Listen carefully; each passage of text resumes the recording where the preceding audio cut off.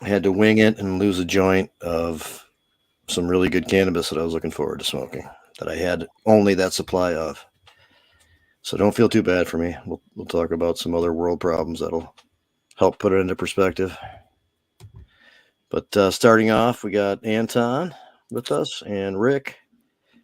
What's I up, did not everyone? make it to Medical Mondays last night because of my tooth, and I still have an ongoing issue with it. Although right now it's kind of at bay. So I got some dental work coming up to address that. But it was really bad last night. I noticed that I don't think Adam was there, at least not right in the beginning before I went to sleep.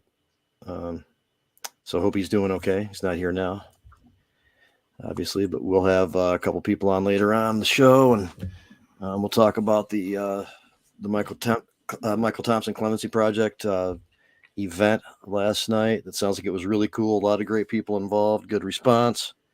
We'll get into that and what happened, and then just other stuff going on with that project and the related activities and stuff like that. And when we get those guys on, Michael McCurdy and Marshall Clabo, I noticed that there was not, or that I saw anyway, any follow-up news in this last week about any of the federal investigations that have been in the news, or that fast of a follow-up to the last week's announcement. A week and a half ago's announcement of the charges and everything on everybody. So I was at an event Friday night, and more than one person who believes they have some inside info told me that a bunch of stuff is coming. That doesn't mean anything, but we'll see what happens. I mean, I trust the credibility on a couple of those people, but shit gets talked about regardless, and people don't always know necessarily what the correct information is, or plans change or what have you. But it will be interesting to find out what does come next. Well, and these things do take time. They may announce charges, but since they've already got plea agreements from all four of the principals, it seems as if there's no court proceedings to be reported upon, at least not in the immediate future. And if they provided information that was helpful to the authorities, then it might take a while for them to build up a future case. But I think any of us who were around at the time, and anyone who looks at the scenario at this moment, realizes there are a lot of bigger fish in the pond than these four guys. And it's right for us to think that eventually it'll happen, even if it doesn't go down short term. Well, everybody's fate could already be sealed, too. They could be indicted, and the court's just choosing, or the prosecutor's office is just keeping it under seal as well. It sounds to me like clearly there's a much bigger case that's been put together. It's just a matter of, politically and prosecutorially how they want to be able to lay it out. And that just basically comes down to, if folks have been indicted, do they want to do one big sweep? Because it looks good. The media, they like having the news cameras and their little podium and shaking hands and whatnot. So that's how a lot of these roundups go. So it's just going to be a matter of when they want to roll the red carpet out for these folks. But that could take time. But I'm with you, Jamie. From what I'm hearing, there's stuff coming down the pipe. So it'll be interesting to see what happens. And for those people who don't remember, we're talking about a scandal in Michigan that involves bribery and corruption, where 3 former Speaker of the House here in Michigan have been named, and 2 Senate Majority Leaders. Fact is, those are guys that generally can afford big deal lawyers. So you want to make sure that your case is as airtight as possible before you approach somebody and say, look, we want you to flip on these people that you worked with a couple of years ago. And most of the stuff that we're talking about that they've investigated so far originates from 2016, 2017, 2018.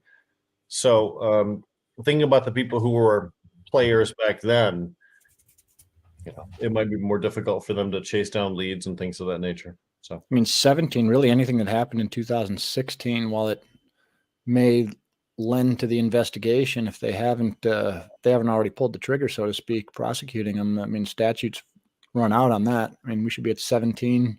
Yeah. So 2017 and forward is what they're going to be able to prosecute. But that's not to say that they're not using anything from 16 as well. But anybody who did wrong in 2016, more than likely is going to get a free pass if they haven't already been indicted.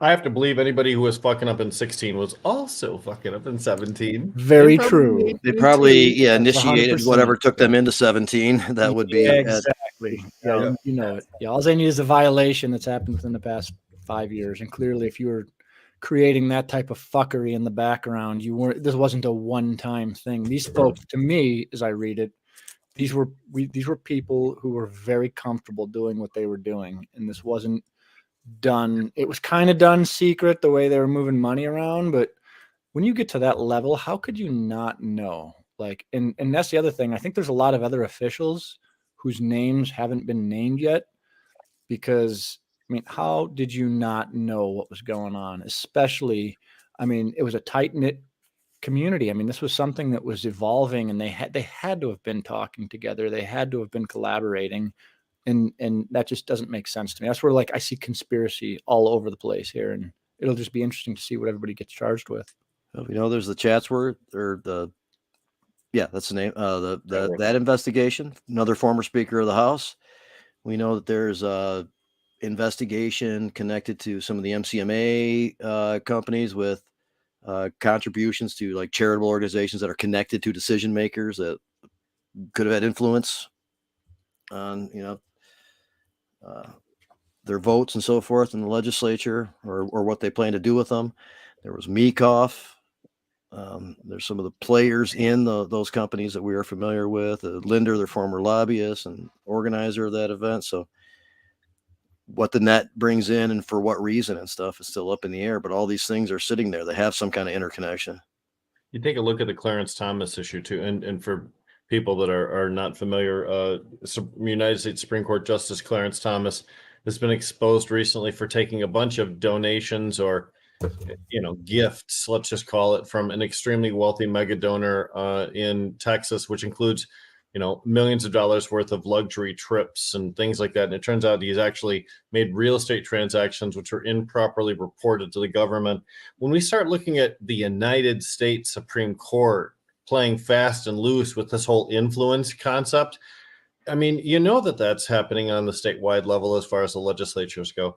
This is just a huge scandal, though. He has a wife who doesn't even pretend to be unbiased about these issues that he has to consider. I mean, it's a lot of it's just too close. That's why Clarence Uh-huh. Thomas has been on the Supreme Court for 30 years now already. When he was first came on, he had the woman who was accusing him of his I can't think of her name, but she was the professor.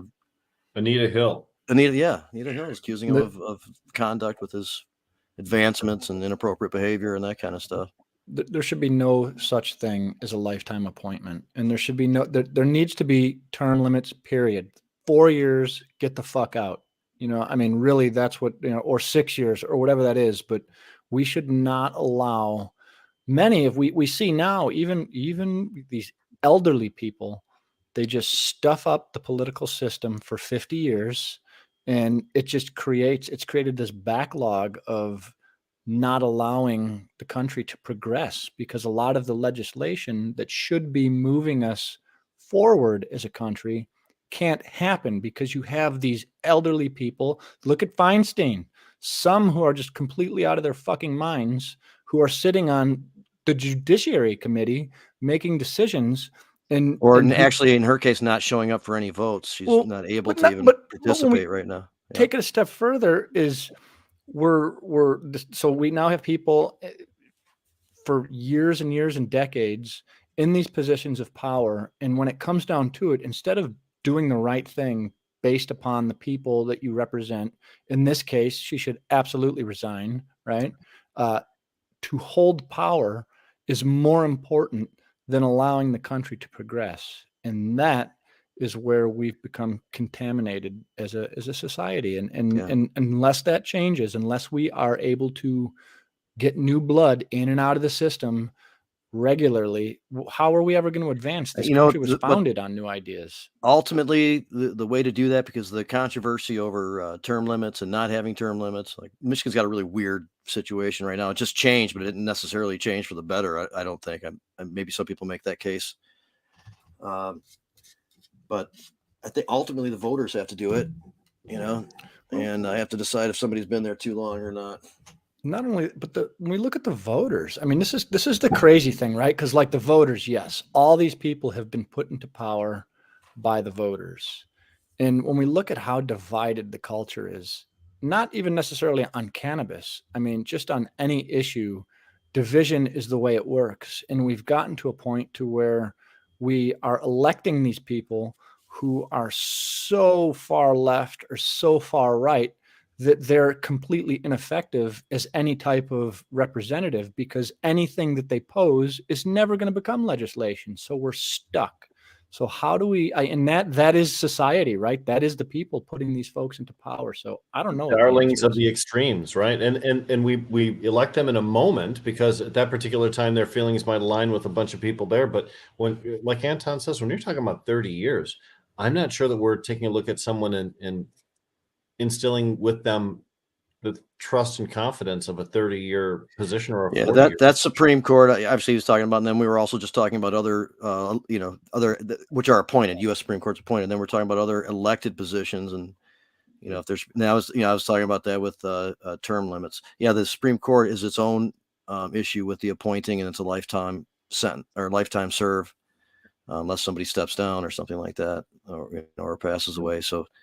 That does become an issue. But when you talk about all the old guys like in Senate and Congress and stuff like that, I mean, that also is an issue, but hoping maybe that some of the redistricting stuff they were able to maintain for a long time due to really weirdly drawn districts in some cases anyway. So, we have a retirement age in the government. Like, for example, like federal law enforcement officers, right? 57. You don't have a choice whether you want to stay or not. You must retire at 57 years old.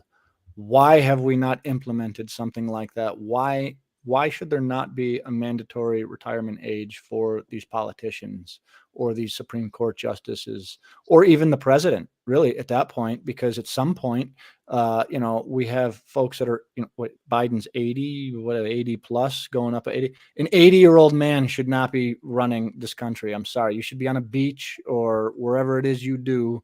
Enjoy your retirement. But at the seat of power of the most powerful place, first world power in the world is not.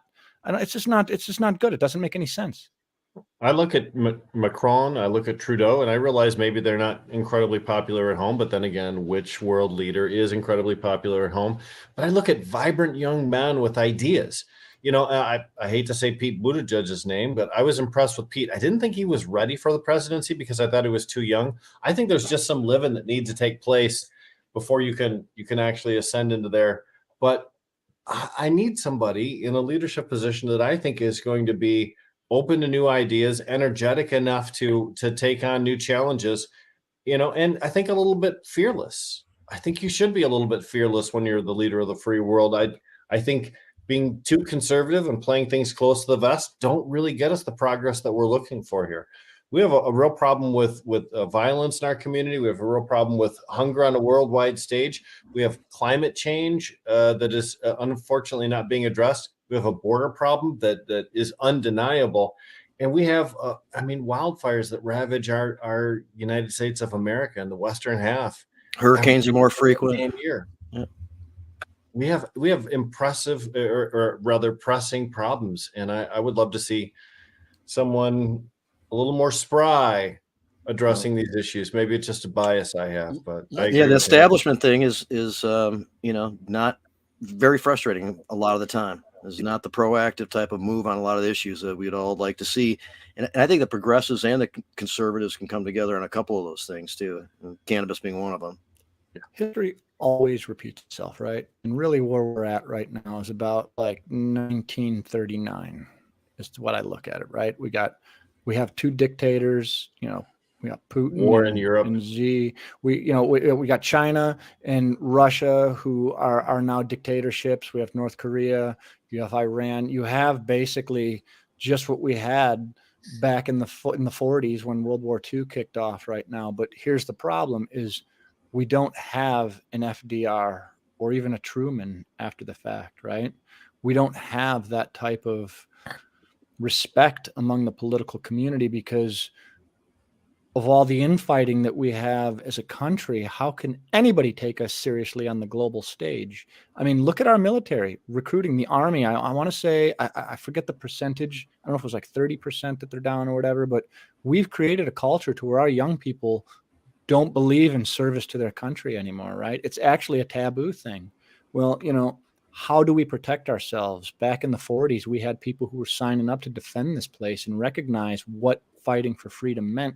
We don't have that nowadays. A lot of the generation today, these younger kids that are turning 18, just aren't going to cut the mustard. And guess what? The Chinese and the Russians and the North Koreans, those are people who have fostered countries based upon, they have fired their populations up. And there's millions of them who are going to be willing to whoop our ass. Are we up to that fight? We always have been in the past, but my question is, are we there currently? And I don't think we are. Let me throw another name in there, because I don't know if you guys realize it or not. India is now the world's most populous nation, supplanting China as the world's most populous nation. What does that mean? Like 2 billion people or something like that? 1.2, 1.3 billion, something like that. Wow. Yeah. So and if you look at India on a map, it's much, much smaller. The population density is insane there. And they have a lot of secular problems there. They have Hindus versus Muslims. They have a lot of issues with Pakistan on the western border, and then the eastern border is not secure either. You've got Nepal that's in the mix as well.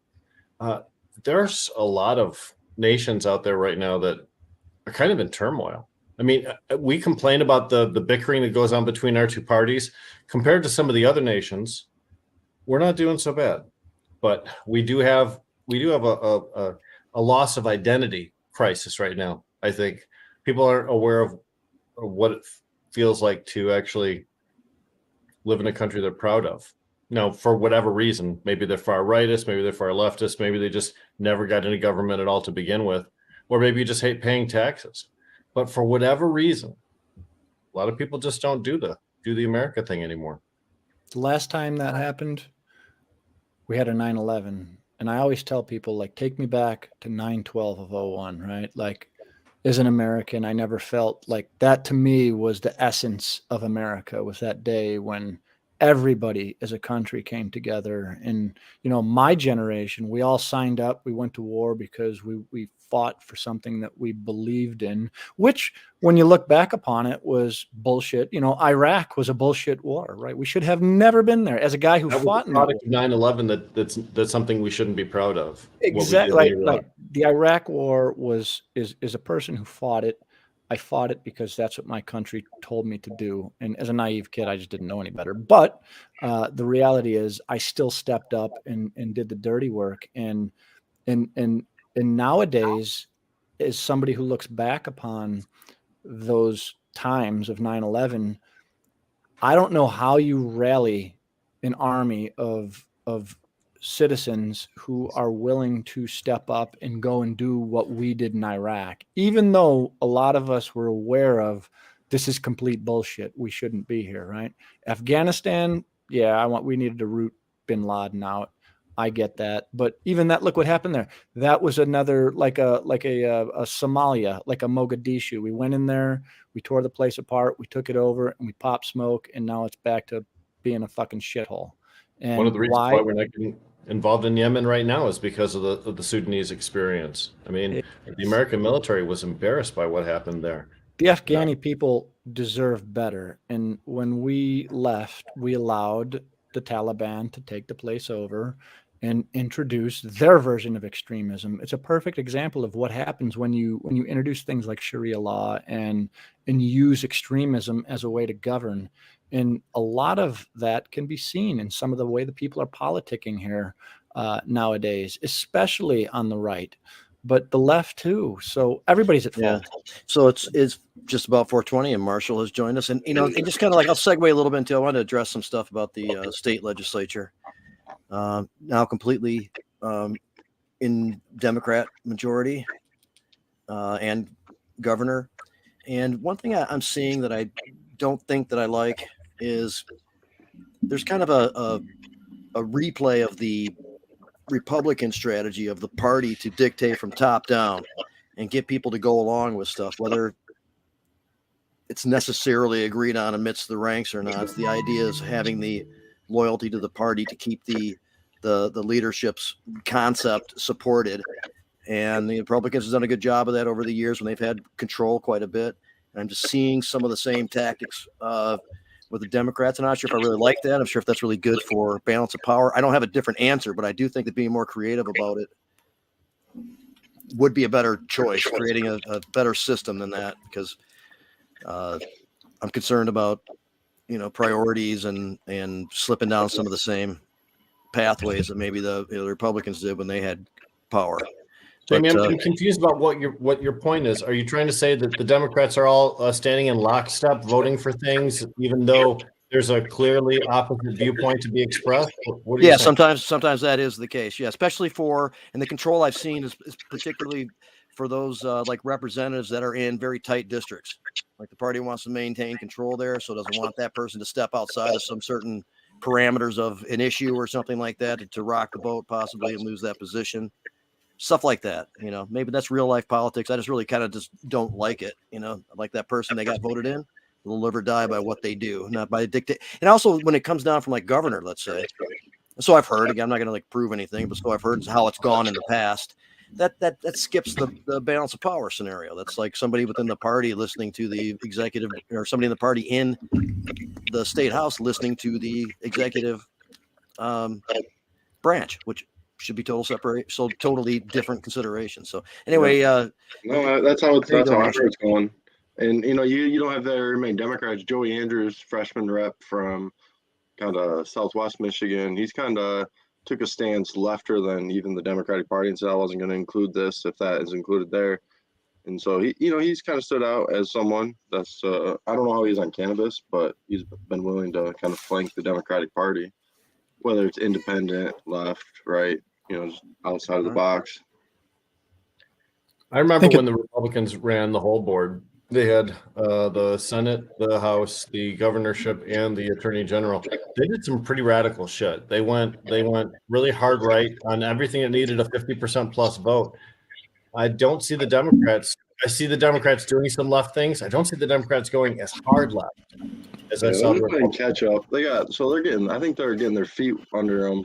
They're trying to pass. It's not that they're not passing things, but they're only passing things that like are softballs. And so really they're kind of, I guess, establishing roles, but the majority could change at the end of the year. So I really hope they get some cannabis stuff in, criminal justice stuff in. The cannabis industry is kind of at a crossroads. So there's some legislation. Cannabis stuff that I've heard of being looked at is the moratorium again. I don't know if that's too little, too late. What's going on with that, but that is being discussed again. So is combining the, commercial licenses. So there's not like a separate medical program necessarily. Jaden's Law for sure is coming back. We know that Representative Wilson is going to introduce that.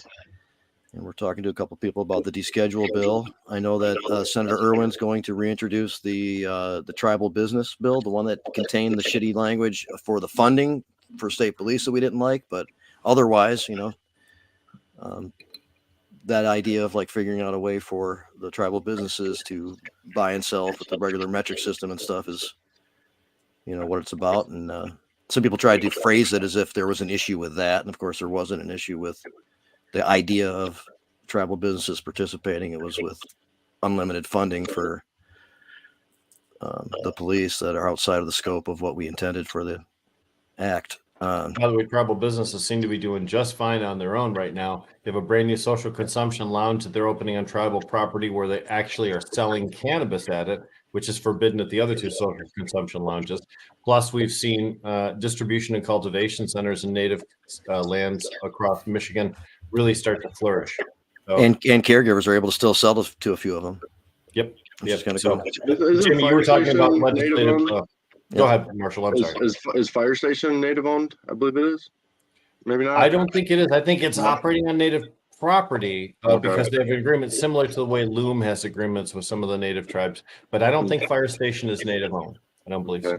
Interesting. It's hard to keep track of everything. Yeah, we'll get more specifically into it. I think. Yeah. Well, maybe we can have people from Bay Mills and Grand Traverse Band and things like that on and give their perspectives on what's going on, their understanding of what it's all about and what they like or don't like about it. Yeah. They just put our "You Promise" campaign posters up and the fire station 8 locations. So that campaign's really kicking ass right now. I was in Alpena yesterday at Meds Cafe when John Schlickler came by with the poster, and all right, he's killing it. And it was put up. Yep. Yeah. I was happy to be there at that moment. That was kind of cool. Yeah, the John road train. It's great. It's fun. And you're all right. So yeah, the combining of licenses thing. I mean, that's on the surface sounds like a good idea. The last time 2 sessions ago, it just had too much stuff in it and just went way past the point of. It even had the funding for the police in it. As a matter of fact, 2 sessions ago, we didn't like it for that reason. So we stopped it 2 sessions ago for that reason, and then last time we essentially stopped the tribal bill because it had that big funding thing. So, they keep trying. We are hoping to get some like a scenario where we can get some regular accountability on where the money's going, how it's being used with the police, just to keep tabs on it. They're very weird about it now. They claim they're not doing it, that they never went outside the scope of what's necessary to, maintain the regulatory scheme. All that kind of stuff. Fine. Let's see the numbers. Let's see the trail, and let's meet similarly to what Anton does now with the veterans funding spending, and keep tabs on what that. Yeah. Well, the issue is too, even when you're watching it, it still doesn't always go the way it's supposed to. I'm still trying to work through some of the. Man, like here's the deal though. You work with the feds, they watch every penny, right? Like they are pretty accountable and they have checks and balances in place to watch what's going on. The state baffles my mind. Some of it just appears willy-nilly. Millions of dollars go out the door, and they need some sort of, I don't know, this may exist, but like an inspector general, a special inspector general should be watching over things such as this veteran grant money. There should be somebody watching every single penny like a hawk. It should have been written in that be the case, and that was what was omitted. Yeah.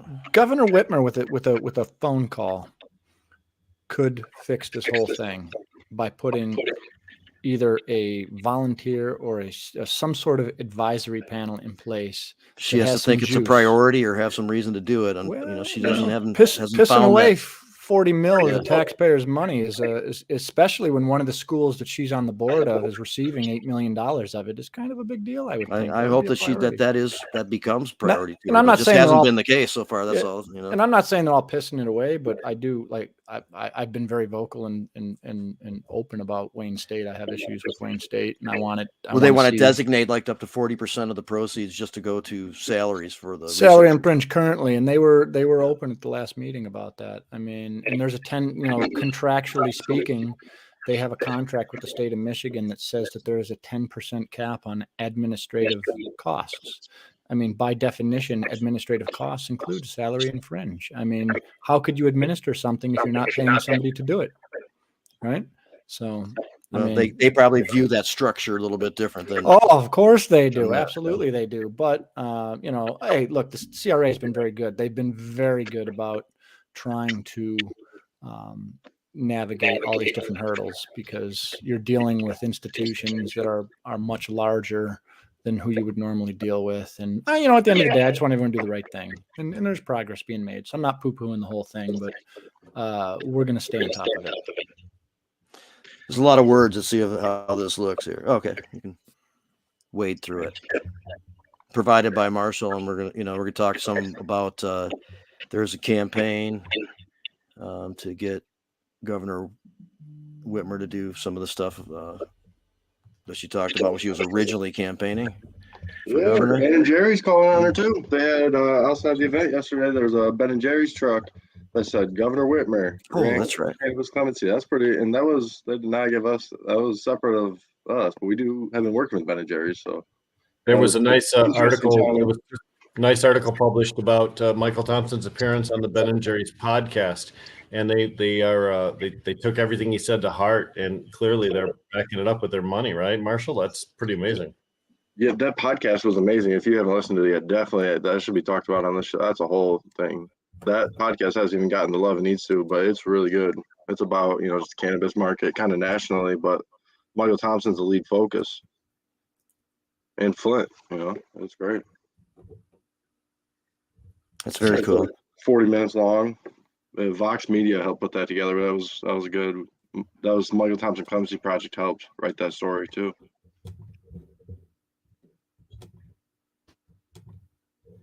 Let's see if we can show some of that. There we go. So, hey, did they rent these out from George? Probably not. Let's see if we got another one here too. So the event last night, Marshall, obviously you'll talk about that, but again, I know I mentioned it before. Good stuff. It was fantastic. Yeah, Great time. It was very good. It turned out really, really well. So what we're talking about is a panel discussion that was held at the University of Michigan Law School in Hutchins Hall. The panel discussion led by Hill Harper, featuring Washtenaw County Prosecutor Ellie Savitt, Michael Thompson himself, and the former governor of Oregon, and I apologize, I can't recall her name. Pardon? Kate Brown. Kate Brown. And Mike Kate McCurdy Brown, has just joined us too, just in time for this.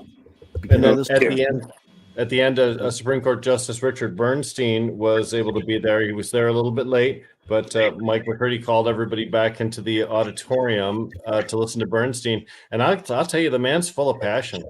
He really spits out his heart every time he opens his mouth. I've seen him speak several times, but that was, as long as he follows through on the things that he believes in, he's a real asset for us for a long time. Yeah, he had a lot to say in favor of a categorical clemency program, and part of that categorical clemency program is, in fact, pardons for all cannabis crimes, period, across the slate. So it's positive for our community. It's positive for prison reform in general. Can you explain what categorical clemency is, Mike? I know it for some of us, it's a familiar term. Yeah, sure. So basically, the governor has, as part of her powers as the state executive, she can issue pardons or commutations. A pardon given to somebody makes it as though a crime was never committed. It is completely removed from your record. It's literally the way the law is written in the state of Michigan, is that if the governor gives you a pardon for a crime, it is as though that crime were never committed. So it's completely obliterated from your record. You no longer have to ever acknowledge its existence because it is as though it never happened. A commutation is a little different. A commutation, it can be anything from a shortened sentence to just saying time served. But it basically, it allows the governor can basically at any point shorten any kind of prison sentence you're given, or and then there's expungement, which is the other thing a pardon does is even if you're not serving time, it can completely remove it. So categorical clemency or a categorical pardon is so important because you can literally create a category and say everybody who has ever been convicted of a crime because of marijuana, be it distribution, felony, misdemeanor, or whatever, they're automatically pardoned. And those are setting broad categories.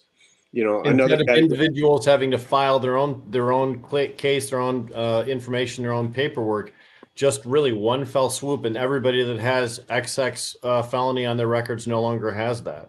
That's right. And that's why it was so important to have former Governor of Oregon, Kate Brown, there last night, because Kate Brown signed a categorical pardon for possession cases of marijuana and alleviating 45,000 records in one fell swoop. I was going to ask how many people were affected by that, but that's awesome. Yeah. Go ahead, Mike. Oh, she also, for example, she had some interesting categories she used for her categorical clemency program. And one of them was individuals who'd done extraordinary service. So there's all these incarcerated people in Oregon who went out and risked their lives to fight forest fires. And she said, well, hey, you did that. Well, you've proved yourself. You've given back to society. You risked your life. So I'm going to commute your sentence and let you out. That's fantastic. We talk about possession cases. Those are kind of the easiest ones to get rid of. It's politically popular. But what we really need to see is leadership trying to get rid of convictions for distribution or cultivation. Yep. All Because of the above. those are all legal to do now and should be no longer an issue on people, but they're really not very politically popular. So we haven't seen anyone really step out on that. That's what we got it though in Michigan. I mean, we have the our cannabis industry is poised to make that push forward and let the world know that, these records need to be cleaned. So that's the campaign, the You Promise campaign. It's hitting dispensaries all over the state. This message on the bottom is all a part of it, right? Cannabis clemency for all cannabis crimes: possession, delivery, cultivation, felony, misdemeanor. That number right there, 517-335-7858, extension 5 and 2. Nice. Whitmer has that power. Other governors are leading the way. So it's really it's go time and just getting calls. So a lot of the growing and giving cannabis or selling cannabis to other people charges are felonies, otherwise known as manufacturing and delivering. And they would get benefit after so many years of the expungement package to be automatically taken off after 10 years. And that started just recently for those who might qualify. So that's there, but still agree that was a little weak to claim that. And in fact, Governor Whitmer used to say it all the time, for those things that it makes legal, to omit those very important, activities that were made legal. Always has been always stuck in our craw a little bit. I know that Senator Irwin at the time tried to offer up an amendment that would reflect that, but it just got ignored. Yeah, when the legislation passed. You still have that language for that amendment lying around, easily findable. Yeah, and I've what it is there's the codes, and they stopped adding the codes before you added in delivery and manufacturing. So you can add those in. They're just like different sections of the same thing. You just add those numbers in, and now they're included. I've done it before as a suggestion too for people. Look, I probably still have the same stuff that I had at the time when it was really being discussed, so I could easily show that to you. All right, I'm gonna The clean slate stuff. I mean, a lot of people got their records cleared, and that's an amazing step. But again, there's limited number of felonies, limited number of misdemeanors. So for somebody who, for example, might have like 4 total felonies, but 2 of them were marijuana, they should really be, have been able to clean their slate entirely, right? And instead, they're going to be limited. So these cannabis, basically, the people are still being punished, and not to mention there's still people incarcerated. But there's a lot of areas where there's a lot of cleanup to be done around the edges of all the reform packages that have gone through, and it's all part of the promise that was made to the cannabis community. I do want to say it's amazing the amount of buy-in we're getting from cannabis dispensaries across the state. We're barely doing outreach. We just don't have the staff or resources to be doing a lot of outreach, and we're already have our posters and cards in, I want to say, somewhere between 30 and 50 stores, maybe more. So and we just keep pumping them out every day. It seems like we get a new order. So please, anybody who's has access to dispensaries, let us know. We've got posters, we've got cards. We really need to generate those phone calls to Governor Whitmer. And Michael Thompson Clemency Project is about more than just cannabis crimes too. Michael Thompson talks about prison reform and the way that we need to reform our justice system in a way that would affect people who are in prison for lifetime offenses or habitual offenders. And talk a little bit about that. Yeah, so when we talk about categorical clemency, it doesn't, one of our categories, the category that we're basing the You Promise campaign around is the cannabis category, but we have other categories. One of them, for example, is abused women who have killed their batters in self-defense. There's a whole bunch of women who are locked up, given life sentences for having killed their abusers.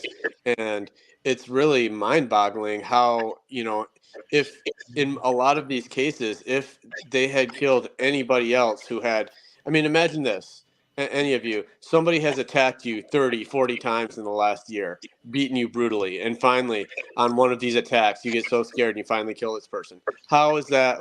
No one goes to prison for that, right? Well, it turns out if you're a woman and it's your spouse, you do. You get a life sentence. And I can't make heads or tails of it, except to say that we know that law enforcement disproportionately are domestic abusers. It's the only way I can make sense of it, but it's the reality, and so that's one of the categories we're pushing for release. I can't imagine a more favorable environment for that particular category of clemency to be successful than a situation where you have a female attorney general and a female governor, both of whom, understand the system and understand how the system unfairly prejudices itself against certain people.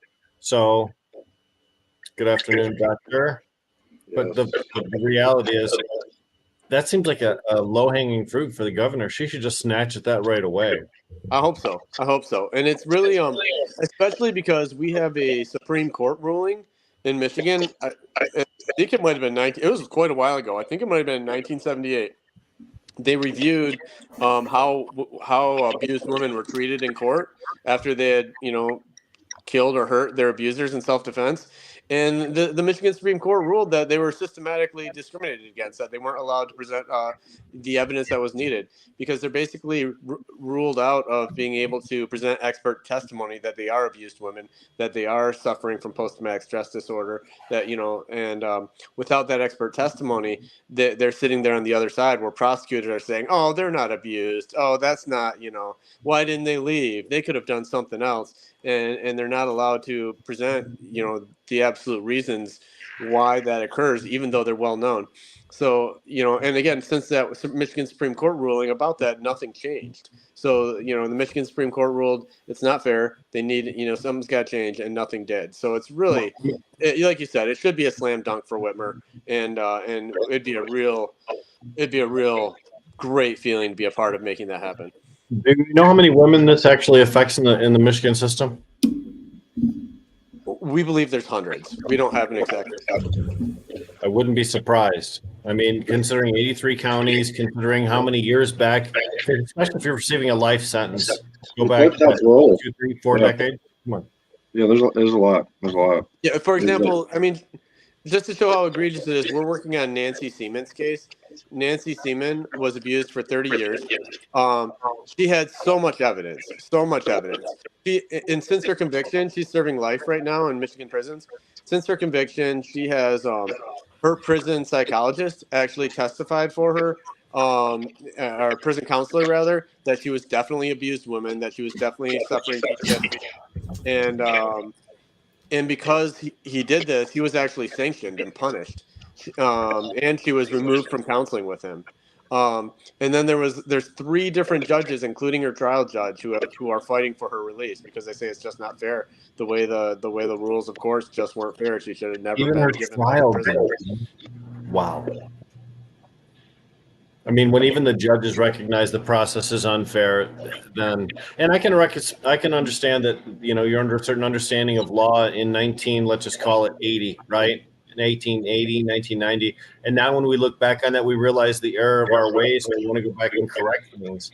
Judges are not immune from that too, They know that they were part of a system that unfairly hurt people, and they want to make up for it. That's so important why elders is a category too that we're fighting for. I mean, some of these guys have served 30, 40, 50 years. I mean, can you imagine America 50 years ago for being black in Detroit? A lot of these guys are scooped up off the street, sentenced for death. They have wisdom, and they're inside doing great work, and the world needs to hear their stories. There's another category is errand cases. In 1980, felony murder was changed to not needing intent. So before 1980, they were just giving people first-degree murders, felony murder, add-ons, because just being at the scene of a crime. Didn't have a weapon, wrong place, wrong time, just stacking people in on this charge. And it was supposed to be retroactive for 300 people at the time of 1980, but only 3 got it. And so now, fast forward, literally 43 years later, there's probably about 20 to 50 guys left that are still living. Yeah, one of our constituents, for instance, was literally just at a weed deal, was the driver for a weed deal, was out in his car, wasn't even in there. Somebody was killed, and he's been doing life. So, I mean, can you imagine? It's atrocious.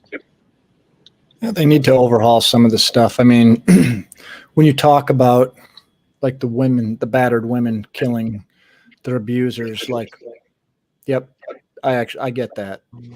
But we also need to make sure violent criminals, there are people who absolutely deserve to be in prison for violent acts they've committed. So it's kind of getting the system to decipher sex offenders, those types of folks, stick them in prison and leave them there as far as I'm concerned. To want to go after those people and not just the fact of being able to make the bust or get the attention or whatever all the components are that go into the decision that you've discussed. I guess the point being is we need to make sure the right people are going. We need prison, and people need to be in prison, but we need to make sure it's the right people who are in prison, and the people who shouldn't be there are not there. I mean, that's just, we need a common sense approach to how these laws are being interpreted, and if they can't be interpreted to be common sense, they need to be changed.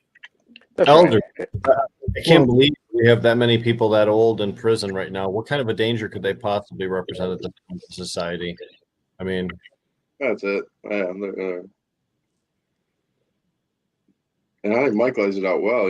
About at this point you're neglecting, abusing elders. I mean, if you can't afford elder care in a humane way, then it's bad on all levels. We continually hear stories about the bad situations, the bad conditions in prisons too, and that's just exacerbated when you're overpopulated, as sometimes they shut down prisons and move prisoners about. And then also, if you're incarcerated for life, not much hope for you to get an improvement in your situation. So we are so many different. Yeah, something that doesn't get talked about enough about Michael Thompson's situation. Actually, I know you guys know he served 25 years for cannabis. He was in desperate need of knee surgery, in desperate need of hip surgery, and he was never going to get it. They were just giving him aspirin basically. And if he had served his 60 to 100 year sentence, it's pretty much a guarantee that he would have lived the remainder of his life in just agony, right? Utter and total elder abuse, utter and total medical neglect. Within his first year out, he had a new knee and he had a new hip because those things were desperately needed. And he's still in pain today, still limping today because he's still recovering. Whereas if he'd gotten those things when he needed them, he would have full mobility. So it's horrendous. Weakness and vulnerability in prison makes you a victim. So that's just, and if you're a little overweight, if you're a little older, you become, you no longer have your manhood now. Other people just push you around all the time. So. Well, there's all kinds of things in prison that need to be reformed. First of all, I mean, historically speaking, a lot of corruption among either the prison guards or prison leadership. And then we have the misuse of solitary. I mean, how many people get stuck in the hole and they're just left there and that's something I don't agree with.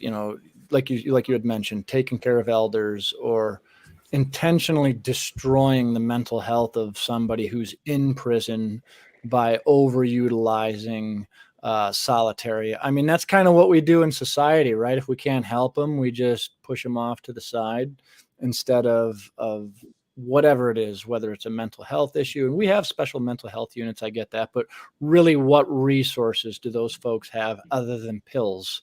And when these people act out, they either stick them in solitary or they're penalized. I mean, these are mentally ill people. That's what they do. It's not their fault. You know what I'm saying? But how do you have a level of accountability while at the same time being humane and ethical towards these folks? Because there's a lot of shit that goes on in prisons that just shouldn't. A lot of shit. I mean, even among, just look at how many prison guards that are smuggling shit into the prisons. I mean, you're talking about people ODing on fentanyl and opiates and whatnot. I mean, just imagine the people that are supposed to be running the facilities are bringing this stuff in. I mean, there's cases of that every day. It's unconscionable. Yeah, it's insane. I mean, there's cannabis prisoner John Patterson calling me today. He just saw a doctor finally. He needs double knee surgery, double shoulder surgery, and elbow surgery. And they scheduled him a year out away to do it. And the only medicine they give him is Tylenol that he has to pay $5 for. And I don't know how many pills it is, but I don't believe it's very many. And so it's just atrocious. So why would he not go and get himself some heroin to take care of his pain. And that heroin that's getting smuggled in is laced with fentanyl or xylazine or whatever the hell else they're cutting it with. And instead of being smart, that's why the whole opiate epidemic, that's a whole nother ball of wax. Like, well, that's why this dude's in. No, that's what the craziest story. He was making CBD edibles for his opioid addicted dad, and he got arrested for making edibles and charged in like 2019 with edible making his dad CBD edibles who's opioid addicted. It's insane. It's literally reality right now. John Patterson. You know, when justice is blind, and I know that we oftentimes like to make sure everybody's treated equal in the justice system, but when justice is blind to in the individual circumstances of a case, I don't think we win. I think if justice was looking at that case that you just described, making medicine for your father, and CBD, which of course is totally legal to have. So, you know. Is this the case that Josh helped out with, or is that somebody else? No, we're trying to get his clemency filed right now through using Sentence Commutation Project, who was a partner to put on last night's event. So they think, you know, they did really a great job setting the stage, getting the room ready, providing the food. It was a very good event, and they were good partners. Which group are you praising, Marshall? University of Michigan Sentence Commutation Project. Nice. How'd you guys like Hill Harper? I thought he was really great. I thought he really did good. He's got a good personality. He shuttled questions back and forth. He was able to field questions written down from the audience and decide which ones to best and sort through.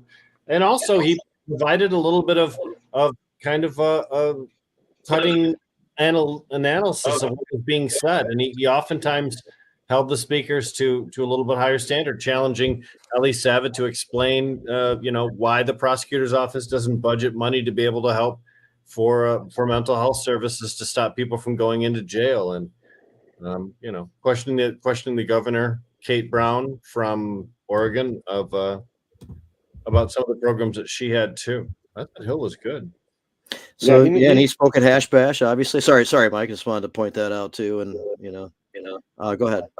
Yeah, he's been doing prison reform work for a long time. He's a true believer, and he knows his stuff. So that's why he was such a good choice as a moderator for the event. And had everything gone according to schedule, which never happens at Hash Bash, Mike would have introduced Hill Harper, who might make an announcement of running for office at some point. I hope that he does. And hey, Jamie, Rick Michaels was there last night. You remember Rick Michaels, and from Dana's campaign, and Hill has employed him. He's now a member of Hill. I'm quite aware. Yeah, I mean, they let me know early on. I was able to have some early conversations. That's I started liking him and was able to get him at Hash Bash for other people, hopefully, to get that same impression from. So I hope that happened last night too. Yeah, Rick Michaels has got a history of working with the people that are not necessarily the establishment chosen one.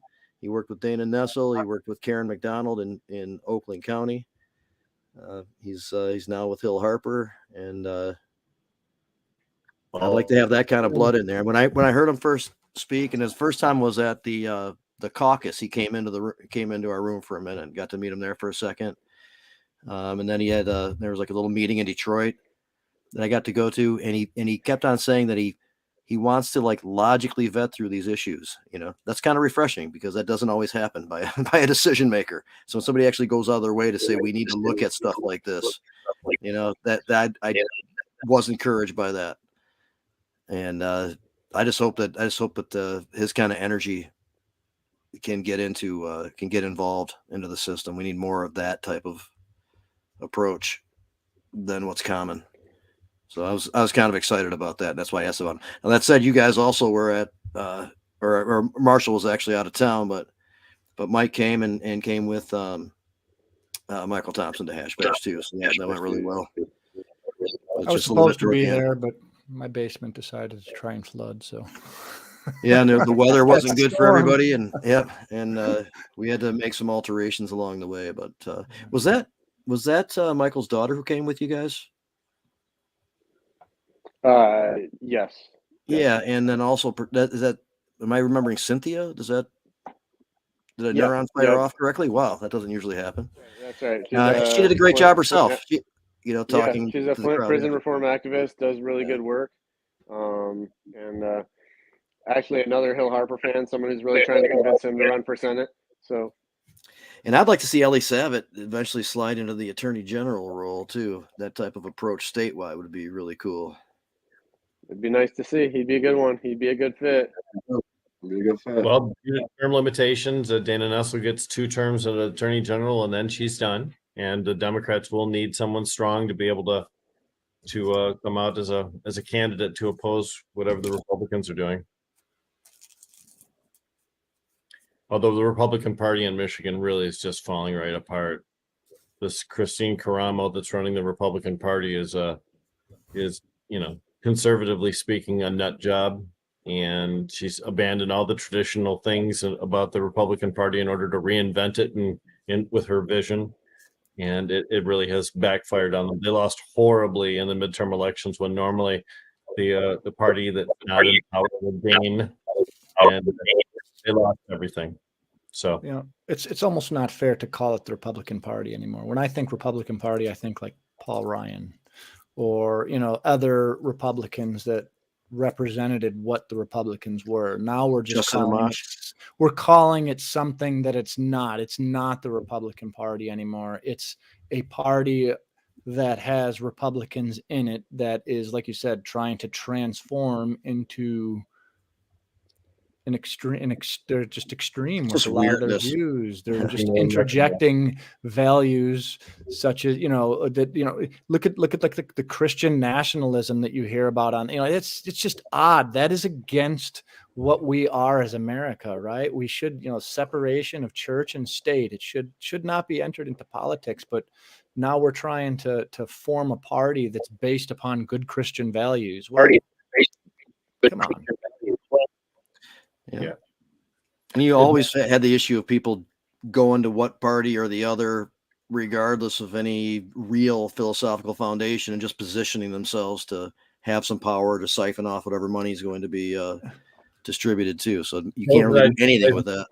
Those that identify as independent are a larger group than either those that identify as Democrat or those that identify as Republican. And that's clearly a function of the failure of leadership of both parties. Yep. And it used to be like a third, and then it turned into over half as a result of the last few years. So. And when we call these people leaders, they're not fucking leaders. To me, they are representatives. They are the people's voice. And I think that's where a lot of we got off track. They view themselves as some sort of leaders for the people. And I feel like that's where they interject too much of their own personal opinion and their own emotion in their decision making. And now you're not representing the collective anymore. You're representing an interest. And that is proving to be problematic. Politicians are opportunists. They want power, right? I know that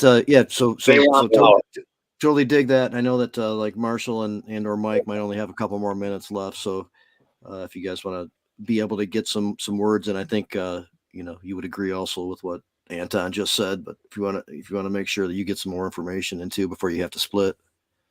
Oh yeah, just before I head out, just to reinforce that, please look us up and send us an email or message one of us if you want posters and cards in your stores. That's the big thing I feel like for your audience.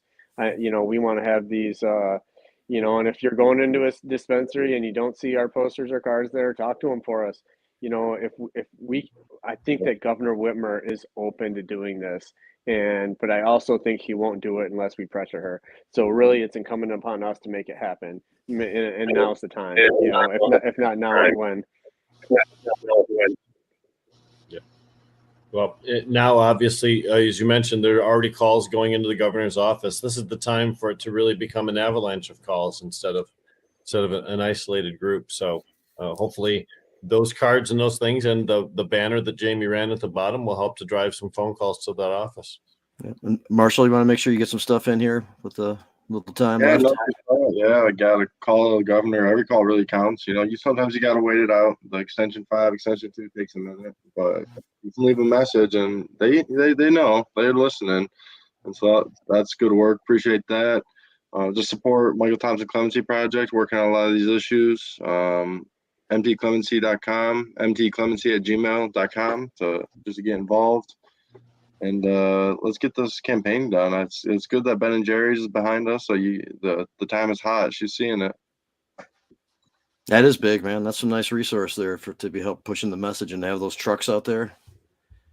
Very nice. Very Good job. It's Good a work all the media way report. around, you guys. And we didn't mention the movie. The movie is still out there too, and we're gonna hopefully arrange some screenings at our stores, as we discussed with you guys before, and stuff like that. But that's out there. It's available. Also, it could be used as a fundraiser. And it's really meaningful. Very, very moving. Very meaningful. Very informative. And help to raise this great organization some funds by arranging a showing, maybe the group of people that you have, and we're planning on doing that at the store. So thanks a lot, you guys. Welcome. If you have time, you're welcome to hang out as long as you want. But I know that you had a kind of a tight schedule. So. Yeah, no, I got to run, but thank you so much for having us. Yeah, I got to bounce soon, but appreciate it. Always a good time. JS, Cabbage, spark Take up. care, fire. guys. We will, man. Ah. I'll pretend because I'm inside and we'll get busted if I do, but Clemented. You are clemented. Did you get Clemented. that from Adam? Yes. Yep. We talked about some pretty heady issues here, some pretty tough discussions, bribery, corruption, the collapse of the world, and some of the other things. John Schlicker, we talked about you earlier today about how awesome you are running posters all over the state. So keep up the good work, my friend. Yeah, it's cool. It's cool to see him. Yes, Yeah, Cannapalooza. He's got Cannapalooza coming up this summer. It's still going to go down, just so people know. We'll talk about it a little bit later.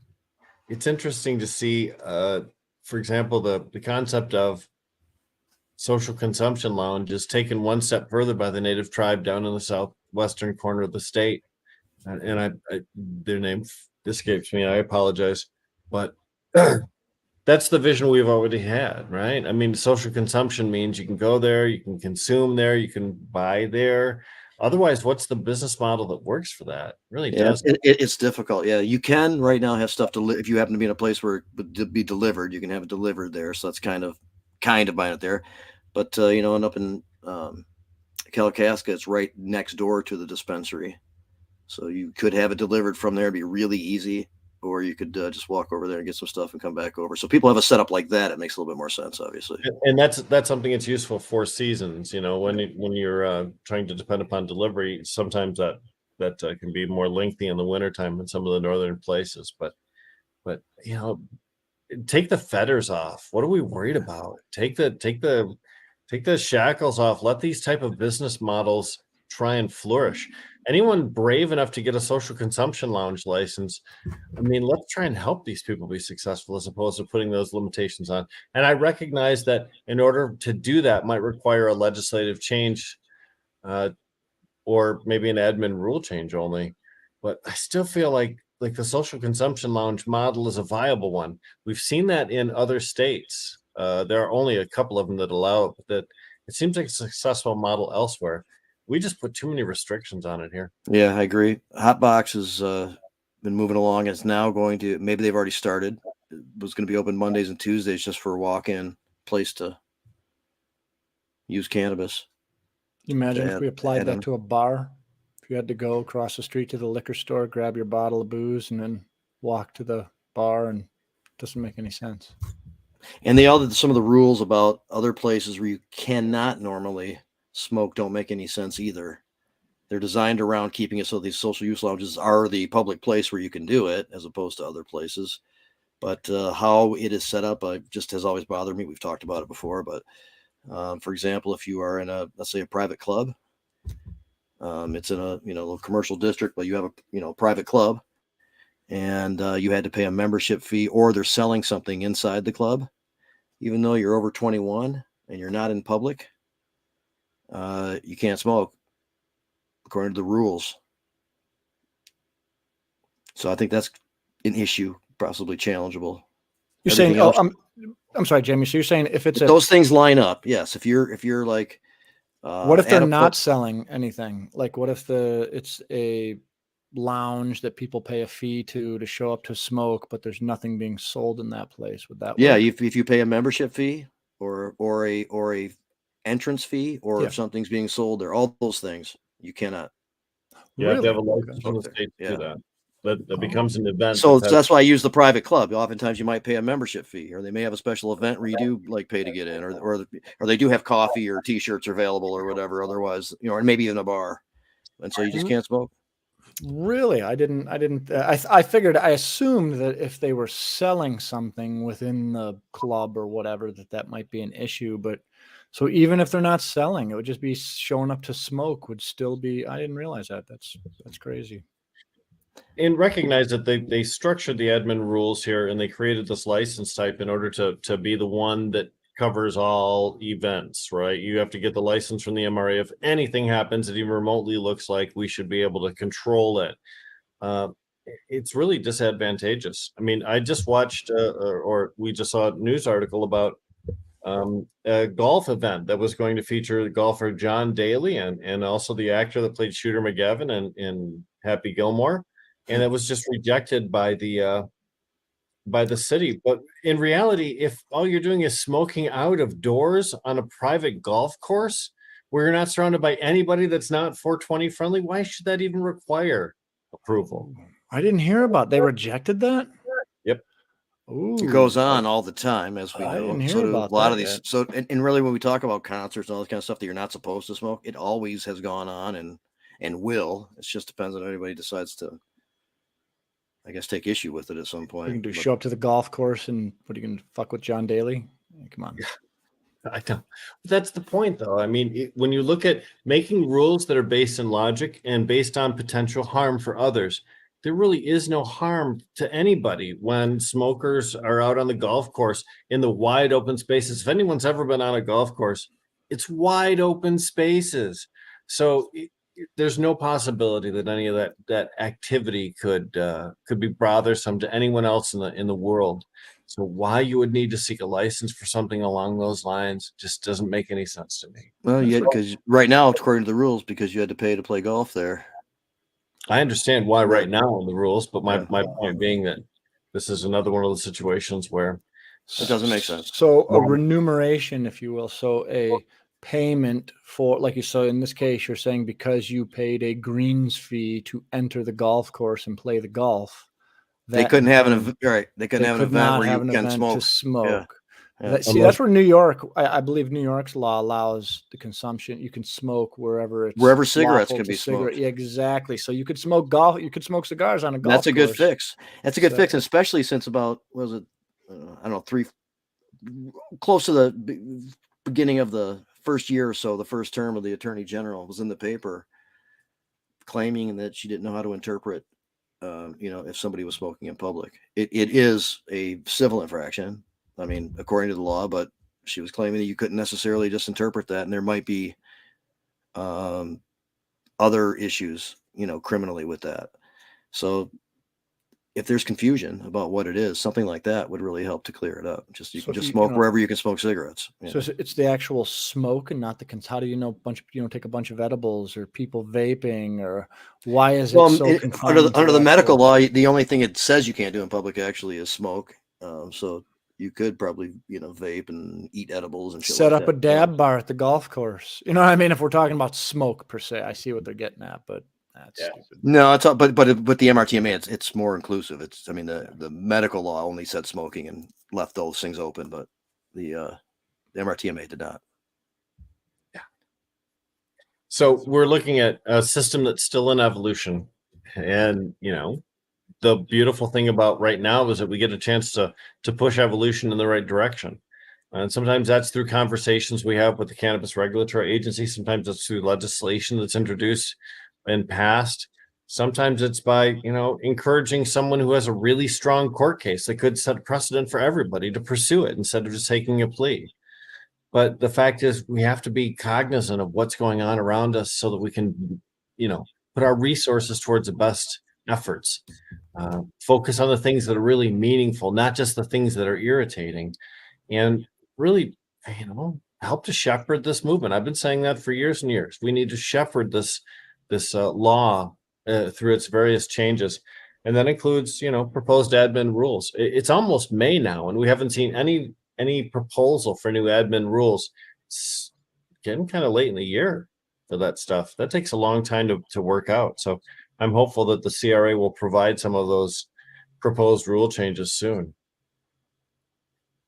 Yeah, CRA has been, I mean, as far as listening to people, they have been good with the different work groups and stuff. I mean, you see a lot of government functions that definitely do not go to the extent that they do to take input from people. Right. They've made themselves available quite a bit. That's for Yes. sure. Yeah, I mean, whether or 100%. not they've acted on some of the information is another Correct. question. But at least the availability is definitely a step in the right Take it. direction as far as Yeah. like, you know, I mean, it's better than them just shutting the door in your face and, Yeah, you know we'll what I'm take the saying? communication. It could Yeah. get somewhere, you know.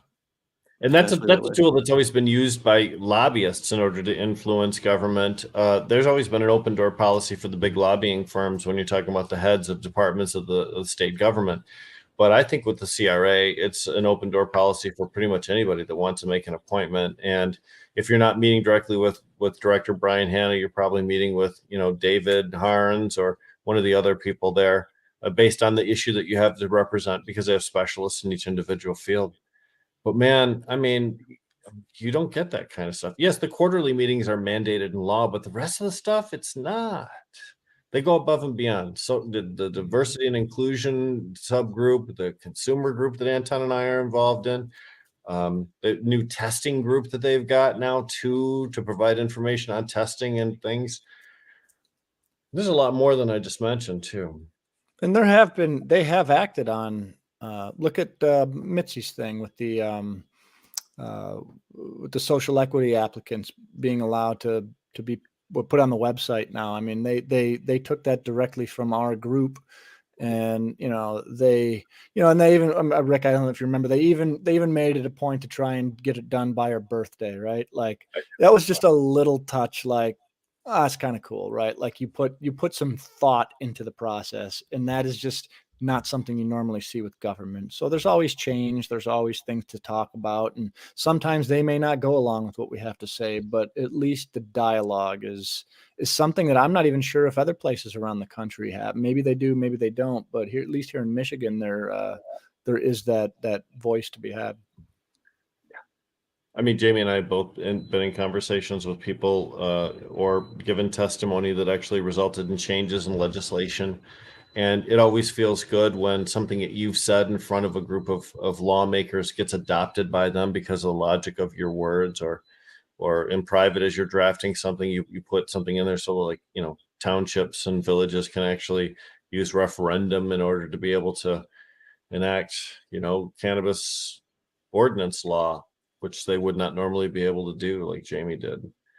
But the fact of this, when you get one of those, it reinforces your belief in government, and it reinforces your belief in the system. But how easily do they destroy your faith when everything else that they touch just doesn't necessarily go the way that it's supposed to? I'm hopeful for this this legislative session, though, because we have partners that we haven't had before, and a power that we haven't had previously. We'll have more input on the things that come up, the things I mentioned before. There'll be other things. There was one I didn't mention because I don't think it's going to advance really, but I talked about it before. I had a meeting with the office, Representative Pies, who is convinced via an expert in pharmacy, a spouse, who suggested that there should be additional cautions and warnings available for people on the labels and information being offered otherwise at the stores on cannabis. And I'm just curious what other people think. Like I very secure in what I think about it and what I told them. And again, it's moving forward to some degree, but I'm not expecting it to be a serious consideration on some level. It'll get so far as getting introduced and maybe a couple people to sign on to it or something, but it's not going to do much more than that. I don't, in my opinion, we'll see what happens, but I'm wondering what people think. So those things would be like, it'd be mandated by law to offer information on how to store cannabis. You know, that just doesn't make any sense to me.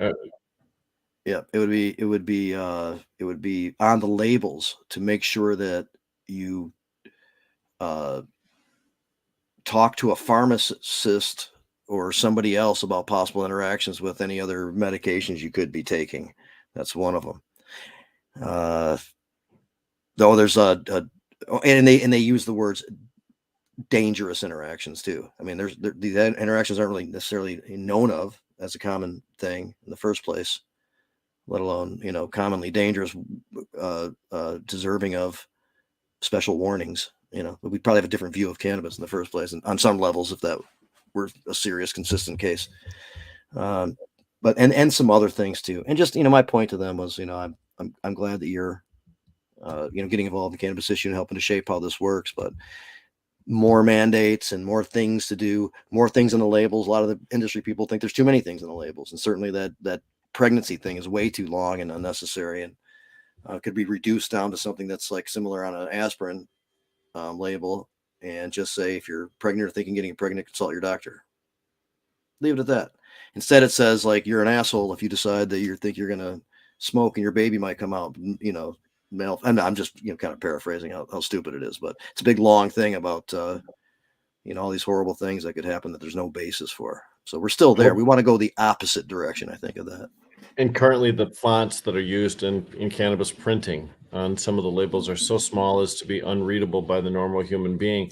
And if you add additional verbiage, but you can't change the label size because your Mylar bag is only so big, then that means you scrunch everything even further, which means it becomes less helpful. Not only have you not improved the visibility of your message, you've also demeaned and diminished the visibility of the other messages as well. So it becomes more counterproductive. I brought in package. I think, in fact, I had a discussion with Rick before I went to that meeting. He's like, bring in a couple packages, show them how you can't even read anything on it anyway. There's no, other than getting a bill through, this effort doesn't actually present important information to people, that would be helpful to them, or that they would even read. What effect have you remember on the cigarette boxes? I know in Europe, they have you go get a pack of cigarettes. They put a picture of a rotting corpse on the pack of cigarettes and say, this is going to be you if you smoke these.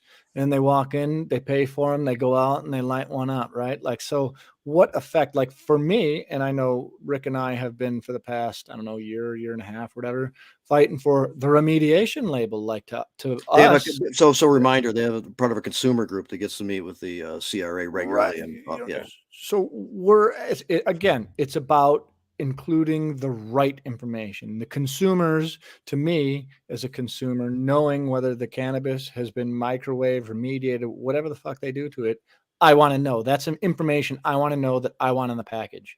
But some of the other stuff that what you're telling me doesn't need to be there. And no. If they did put it there, no one's going to read it anyway. It's somebody with possibly good intentions who just doesn't have it's higher enough perspective, enough information about cannabis. Yeah, enough. They're not. And that's what I said. I said, I really appreciate I said, if you do this, I'm not going to support it, but but I still want to work with you on other issues and things like that. There's no real ill intent to hurt cannabis users here. It's just, I think, kind of a combination of wanting to get a bill through and, and believing it might be helpful or, or something like that. So.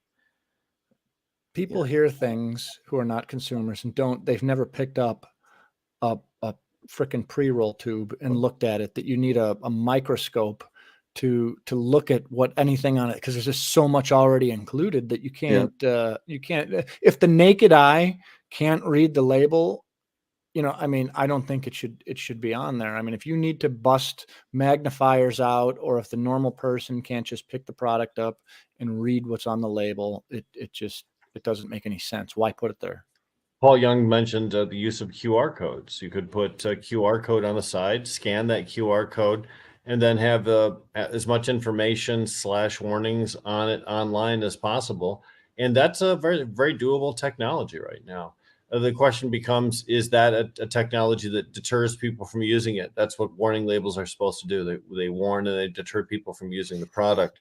A QR code doesn't seem very scary, but a pregnancy warning, very scary. So it sort of defeats their purpose. Although from an informational standpoint, I think it satisfies the need. Really, if you're talking about a doob tube where a label is required to be put on there, most of you know what I'm talking about when you're watching this show. When we say doob tube, for goodness sakes, they're so small. You could hardly do anything with that. I might have one around. Oh, yeah, and I showed them that, and so they're in their own They need to be employing, know- like we've been mentioning for a long time now. You have people who are decision makers who have zero knowledge of what it is that they're making decisions about. And that is why an advisory, whatever the hell you want to call it, advisory panel, something, the panel of experts on consumers, a stakeholder work group on these stakeholder issues. work And group. everybody is claiming that Yes. we're going to have that on these issues. Like whenever something How could comes you up. not? How could you Well, not? because last session the majority was a there. lot There of was a lot years. of, you know, I the know, briberies right? and or whatever the Well, heavy right, payments to the exactly. Well, charities or right, whatever. yeah. They need to all the shit that's coming dredge along. all the rats out Yeah. of the sewer first. Yeah, and you wrote a Badly and again. you wrote an opinion piece on that and posted it on your page. Is that right? That's on the new My Can of Pros newsletter that went out Okay, today. that's a Facebook group. Yeah, My Can of yeah. Pros. Yep, And it kind of like says what you just said, and you know people should read it to get a little encapsulation of the yeah, your view of the corruption that has taken place. I don't think, and I say, having worked for the government, I always tell people what the normal layperson, civilian, whatever you want to call them, what they know and understand about corruption is nothing compared to what it really is. And I think having worked for the government and witnessed it with my eyes, I was actually a whistleblower at one point. I had called the government out on all kinds of corrupt shit that was going on. And guess what? I was a stellar employee until I spoke up about it, right? So I think that the corruption that goes on at all levels of government in all agencies always goes back to your management, your leaders, and then the politicians above them. And until we find a way to be able to make people truly unbiased and make decisions based upon fact, everything we do is bullshit, right? It just comes down to who was influenced where, how much was paid to who traded what horse for what. It's corrupt. Until Rick Johnson and the other three gentlemen were charged in the Western District of the state of Michigan with public corruption, it had been 30 years since anyone in the Western District of the state of Michigan had been charged with public corruption. It's impossible to believe that the Amways and the DeVosses and all the rest of the big striker industries and all the rest of the Western Michigan business community weren't committing some kind of problems, but there was just no zeal to prosecute those. I think that's a big failure too. When we know that those type of crimes are existing, but we're not holding our prosecutors accountable for not going after them, or our police agencies for not going after them. You condone it. It's one of the reasons why Rick Johnson felt so comfortable doing what he did, or at least it seems that way, because they were so used to doing things in a corrupt way. Yeah, you give the money to my nonprofit. The nonprofit cuts me a check every month. That's how it goes, buddy. Sure, just throw it right in there. We don't got to report to nothing. We got to report nothing. Come on. And if we do get reported, I'll just call my buddy and he'll sweep it under the rug. Yep. Yeah, the Speaker of the House, he's in this whole gang too. So, I don't really face any real punishment when it gets exposed. Again, that dude stepped down from Speaker of the House, very powerful position, very connected position, and with the same majority that he left behind, and immediately started a lobbying firm. And that's why, we get law enforcement, because now, I'll just call my buddy at the prosecutor's office, or, hey, I know the chief over, I know I can talk to the MSP captain, no problem. I mean, we've seen these types of things go on, and until things become, like I said, unbiased to the point, and here's the problem. We've created too much incentive through these lax lobbying laws and things. That is what causes the corruption, is incentive and greed. And if there's a way that we can take those incentives away and level the playing field, then I don't know, maybe once we do that, people will be less apt to step out of bounds, because there's just no reason to do it. Everybody's getting paid the same. They're getting treated the same. There's no reason to step out of bounds, because if I do, the only thing that happens is I go to jail. There's nothing in it for me. And is that going to happen? In the early days when they were doing a lot of raids, we would see warrants issued not by judges during daylight hours, but by magistrates, sometimes disturbed at their home at 3 o'clock in the morning with a from the local police officers looking for them to sign a piece of paper that their blurry eyes barely understood. And that's one of the ways you got a search warrant that was kind of on sketchy evidence, right? On sketchy basis. And we saw that consistently used against caregivers in the state of Michigan during that time period. That's the kind of double standard that shouldn't exist. We shouldn't have a system where your proofs and your checks and balances are based, necessarily on what hour of the day it is that you bring this issue to my doorstep, or whether you bring it to a magistrate or some kind of a judge or some kind of wishy-washy magistrate who's impressed by uniforms and never says no to the cops because they're aggressive, mean guys who have guns. So, if every time you throw a piece of paper in front of a magistrate, he signs it, that's not much of a checks and balance system. Yep, because once that warrant is signed, and it's a lawful warrant, and then you boot the door, and then you do find something you're not supposed to, it all goes downhill from there. I mean, attacking the warrant at that point, once the magistrate signs off on it, it's hard to do at court. You can try, sure. I mean, and people are successful, but it gets to the point, you're right. They pencil whip these warrants. You go before the guy's he's doing I've witnessed it. The guy's talking to a defendant. He's running a whatever hearing that they're doing. And the guy just signs the damn warrant. And the guy, he didn't even look at it. It happens. It happens all the time.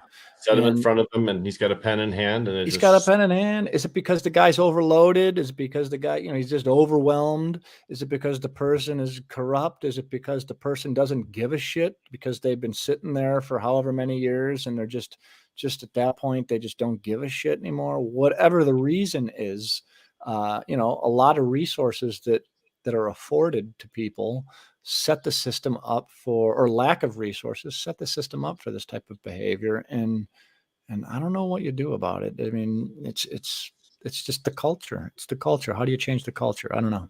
We try to cut costs everywhere. We cut out our entire mental health system in the state of Michigan in order to cut costs. We trim staff from essential services all the time in order to cut costs. But what we really do is we understaff critical roles, like Anton just mentioned. If we had enough people in the court system to be able to adequately process and understand what's going on, all of the things that are coming through that requires their attention, that would be better. If we had enough people to be able to adequately watch out for polluters and to correctly identify problems before they happen from aged infrastructure and things like that. But we don't have enough money to be able to employ people to proactively look for problems. Our staff are all running around trying to fix existing problems. So when it comes down to it, the concept of government as having to be smaller might be good in idea and concept. But the reality is, in order to run our government effectively, it needs to be bigger. And that's just a fact. Yep. If you look at the civilian, there's a balance. I mean, people do have a bitch sometimes when the government gets too big and overly regulated and all that kind of shit. But it also gets too small and dysfunctional. So there's exactly a balance. Right. Well, and when government is small, it can be taken advantage of, and that's what Ponzi schemes happen. That's why polluters get away with things. That's why big business becomes used to having tax shelters and cheats, because they know the IRS doesn't have enough agents to chase them all down. And if it's a super big case, they won't be so eager to go after it because it's going to require so many resources that they may not be able to do other things. So there are times when we really do need to expand who we have. Civilian Conservation Corps, when they put all of these kids to work, they threw them out there in the woods to plant trees. Sometimes here in Michigan, you'll see a perfectly straight row of pines, 3, 4, 5, 6, 7, 8 deep, planted by the Civilian Conservation Corps. And we could use a program like that to give our youth an opportunity to learn more about the planet than what they see around them every single day. And to be able to give people a life experience, that's crucial. It's crucial in my mind, crucial to someone's development to be able to have that in their life. So too many people sitting around consuming information that may not be accurate, like you said, instead of doing things and gaining experience and learning the world through experience. Doesn't happen anymore. No, I mean, we did the American Reinvestment Program. Thank you, Biden and everyone that worked on it, to be able to give billions of dollars to fix roads and stuff. But the billions that they've already given to fix roads, we need a little bit more than that to continue to fix roads and bridges. In Metro Detroit, bridges are dropping bricks on big blocks of concrete on cars passing underneath, and then critical infrastructure has to be revented in order to avoid the dangerous area. 3-4 years ago, there was a major bridge because somebody didn't maintain it. They privately owned bridge in Midland area or something like that, and it got bumped because it was deteriorating, and some weather came in and just like pushed it off, and flooded areas and just really screwed it. I don't know, something like that. Well, the privately owned dam in Sanford, which failed because it was not correctly maintained, and then flooded downstream from it for so many times, and then Lake Sanford being drained then as a result. If we have more private, more private stuff in these services, I mean, I don't necessarily think that's awesome all over the place, but if so, the standards still have to be enforced. I mean, you still have to have quality materials and structural integrity on things that are important, like a bridge or a dam, or something like that, whether it's privately owned or not. Only one guy who's assigned the job of inspecting it, and he has hundreds of bridges, and he can't. And it's unreasonable to believe This dude knew, though, in Midland, right? He knew that he just didn't act on it. That's what I understand. Yeah. I'm just talking about the whole concept of underfunding critical services here, and how it really hurts us. If there's only one guy that's assigned to that job, then you're not likely to get the kind of inspections that are going to lead to proactively stopping those problems. Well, and I know it's one guy, that means that it's not given priority or not, or Well, and oftentimes to get government funding, you'll have to have, let's say, you get $500,000 if you have a bridge inspector for your county. But if you only have to have one bridge inspector for the county, and you got $500,000, you certainly have enough money to be able to afford more than that. But government waste. All levels of government cry for more money. All of them do. And then the question becomes, who the hell is going to pay for it? Because now we're going to have to tax somebody because we need more money. And how do we raise the funds without burying the middle class and those who just simply can't afford to live? And we got billion-dollar corporations that are paying, a couple of $100 in taxes because they have a swift CPA and they're able to generate enough write-offs to where they skate free. So, I mean, I'm definitely not opposed to taxing the shit out of the rich. People making above certain thresholds of income can do. Elon Musk can part with enough money to probably put a whole new road system in America if he wanted to, without spent $45 billion on Twitter. I mean, come on. And then still not hurting. That's a sign of having a couple bucks. He doesn't have to give up that much. But you're right, though. It doesn't. I mean, a lot of times it doesn't circulate, and it's got to be part of the system, not just hoarded off all the time. And that hurts the whole concept. But when you speak up about it, those guys hire their bigwig lobbyists, and they go and they start giving everybody gifts because they got the money to do it, and they influence. It's a corporatocracy. They've infiltrated, and the resources gone toward making sure decision makers are right place, right time to benefit them. National Congress. Yep, that's the National Congress. That's not really state level at this point. We're talking about U.S. Congress, and the fact is, because there's been a proliferation of millionaires and billionaires in Congress, because oftentimes they self-fund their campaigns and then they win their particular seats. They've passed laws over decades to give tax shelters and ways to hide income that creates a non-taxable shelter for it.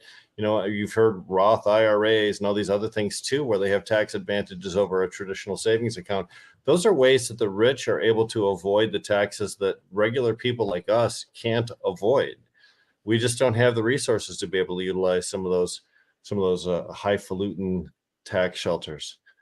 That's really where I think the change is most likely to come, because any change about this has to either come from Supreme Court action or legislatively. I don't think you can make an executive branch fiat that just says take away some of these tax shelters without having it actually vetted through the legislature. I don't think you can. Quite the system we have. And this is the system we encourage other nations to adopt. Not force, not even encourage, force upon. I know. Yeah. But if we take a look at some of the other states and what they're doing out there, Russia, attacking Ukraine, China still horribly abusing the Uyghur population that they have there, and in other areas of China, abusing Muslims that live in the Chinese world. So there's a lot of problems out there. Once Taiwan pops off, then shit is going to get real. Is there a connection? Is there a connection, Anton, to your view of if Russia is successful with Ukraine, that would then empower China to think that Taiwan was up for grabs, or does that matter? Do you think? Oh, I think it's already. Look, in my personal opinion, Taiwan is that we would go to. That'd be World War III if China.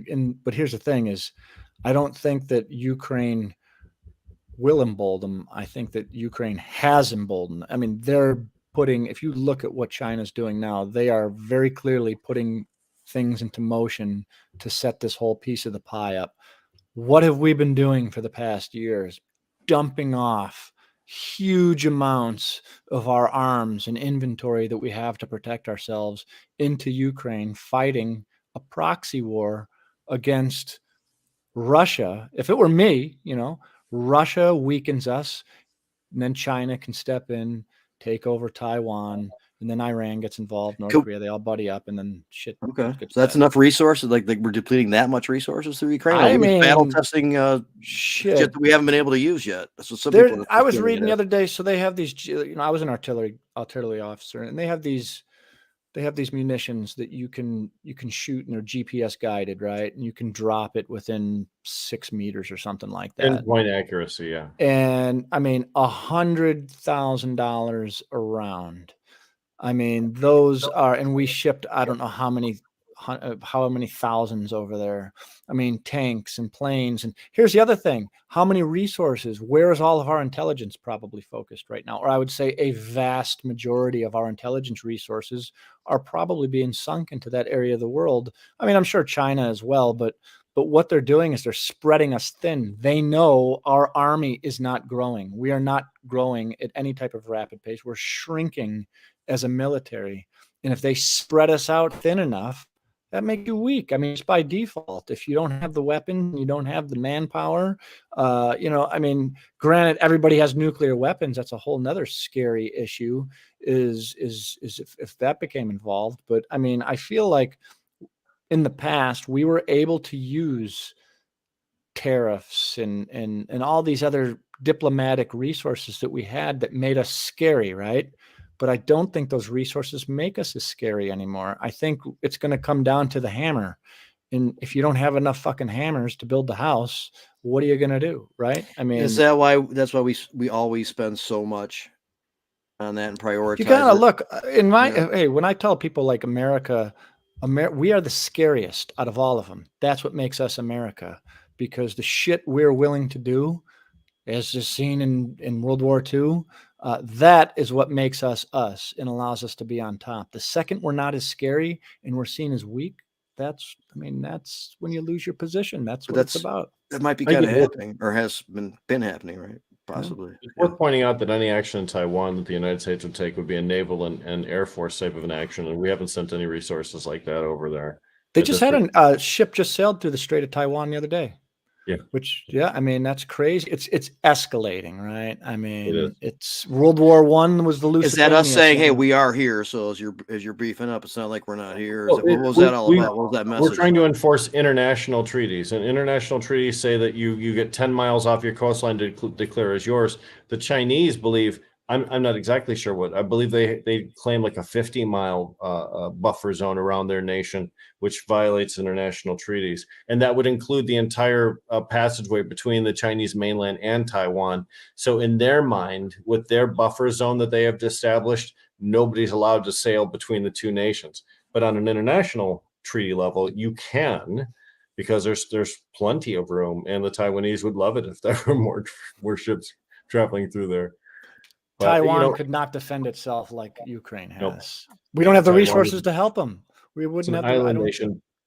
I mean, Scary. look at what Japan did. Japan was an island nation, but they built up their military for a long time, and they took everyone by surprise. But Taiwan will never take anyone by surprise because they're so under scrutiny from everyone. If we talk about Ukraine, though, think about this. We just saw Evgeny Prigozhin, what his name is, the leader of the Wagner Group, saying it's about time to wind down or end the special military action Russia's taking in Ukraine. And to my mind, this makes perfect sense. Let me explain to you what I mean. If you want to change leadership in Russia, if you want Putin to step down from Russian leadership, and you want someone to favorably step in there, and you want that process to take place with as little commotion and as little difficulty as possible, you have to do that during a war, during a peacetime nation. You can't switch leadership in the middle of wartime. It creates a lot of disjointed feelings. So if you want to have a peaceful nation in 2 years so that you can get Putin replaced with someone, then you have to start pulling out of Ukraine right now, or at least trying to secure the places that you've already gained ground on. That has to start happening now if you expect in 2 years to have a peaceful place where you can transition. And I believe that's essentially the long-term process here, that Putin his health is failing. There's been many reports about his potential health issues. And if you're looking to do that in 2 years, maybe 3 years, this is how you start now. Putin, not much better than Stalin. A lot of the shit he's been pulling recently with Anton, did you see the new restrictions they've got now on movement of adult males in Russia? You can't dodge your summons. They're giving you an email to tell you that you've been drafted instead of actually presenting you with draft papers. So there's an official notice. It can happen instantaneously digitally without going through any other step. Well, look at China. China took it a step further and took an interesting step. Is they have prioritized veterans and people with degrees. What does that tell you? Usually those historically are the folks who are left out of the draft. It's usually the lower class folks who get drafted and sent off. I mean, and that's not how China normally did it.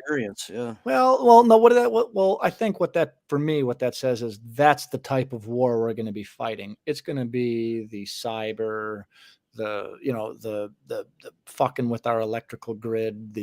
That's the type of stuff that's going to happen. That's this type. I mean, that'd be pandemonium if they mess with the banking system and that type of stuff. That's going to be World War III. Is it all going to be drawn out? If that's the shooting case, at each other. Somebody might argue that it started. I believe World War III started. Yeah, this whole thing for me, this started. We just haven't called it World War III yet. I mean, that's because we're trying to be diplomatic about it because they know once it pops off, shit is going to get real. And I don't think we have. I mean, I hope I'm wrong. I hope that we do have the resources and they're not just telling us, but it doesn't feel that way. I was aware that, or I read recently that the nations, Sweden, Finland, Norway, Holland, all the rest of those around there have enough ships to make. Yep, the Scandinavian nations. Thank you, Jamie. I have enough navy together to create enough to make their own, essentially, a decent size force, decent size naval force. And now that they've become, or at least that one of the Scandinavian countries has become a NATO member. Now there's a much larger NATO presence right on Russia's border. And I'm glad for NATO to expand. I'm happy that we're doing it. I think that the need to protect against Russian aggression is greater now than ever it was before. But I do see that Russians can misinterpret those type of actions as aggressive towards them. And I know that's what they really spend a lot of time and energy trying to proffer. And Paul Young saying this would be a good time to juice up China's counterculture freedom movement. Well, if you're Chinese government, you want to kill the counterculture freedom movement, I think what you do is you take all your intellectuals and put them in the army. You take them out of the counterculture movement. You take all those leaders, all those strong voices, you enlist them, and then you suppress them. Those who have experience and those who are educated. Yeah, that's what it sounds like. Just imagine when the draft comes back. I say when, because I do believe at some point it's coming back, right? And when that happens, we have a bunch of people who probably won't show up. The generation that would be hit by that doesn't seem like one that's What- going to invite that into their lives very easily or readily. Yeah. That is, I mean, what do you do then? Who do you get? What are you going to do? Well, I think, like you said, there's a lot of this stuff is going to be done more by pushing buttons and then having actual physical bodies on the ground places, you know, and then modern versions of warfare. We're being tested. We're being tested as a superpower right now, and I hope these people are making right decisions, but it just doesn't seem. It doesn't direct. I mean, does it feel like I don't feel comfortable. I mean, here's what I feel like, because we used to be kind of energy dependent upon Russia. Actually, we received a lot of barrels of oil from Russia and from places like that. And due to the Ukraine situation, we sort of stopped that supply. Russia and China have tightened up their relationship, and they're now more independent than ever. That means we and the market that we help to control has less effect on that supply of energy than ever before. And that makes it more likely that they would team up to do some kind of crazy, nasty shit. Well, energy hoarding. That's how. Look what happened to Hitler. Why did the Nazis? Why were they not able to really advance into Russia and make a huge dent, other than the bad weather that they faced? But I mean, he ran out of oil.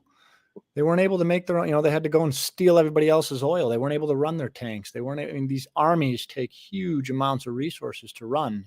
And when you have people that aren't willing to show up to do the job, and you're having to divert so much money towards other issues that are just basically it sidelines what's really necessary right now. To me, it's you know, our global presence that we need to worry about. Yep. So many places demand attention. There are so many different things that we're trying to do. At the same time, we're also funding, you know, Space Force. We're funding Antarctic research. We have so many different places to spend money. That's why it doesn't make sense for us to allow a ruling class to be able to operate within our nation essentially tax-free without paying their fair share. And the corporations that aren't paying anything, you know, GM 1 year paid $1 single in tax. I remember when I was growing up, we were all outraged. I think Penny kind of makes a point to, I'll put this one back up here. You know, through some of this stuff and through recent leadership in China and what's being seen in Russia, as they, I think, are not getting what they thought as soon as far as the Ukraine exercise goes. We're seeing both these countries maybe not as formidable as we imagine them to be too. We're seeing some exposure in their vulnerabilities through this.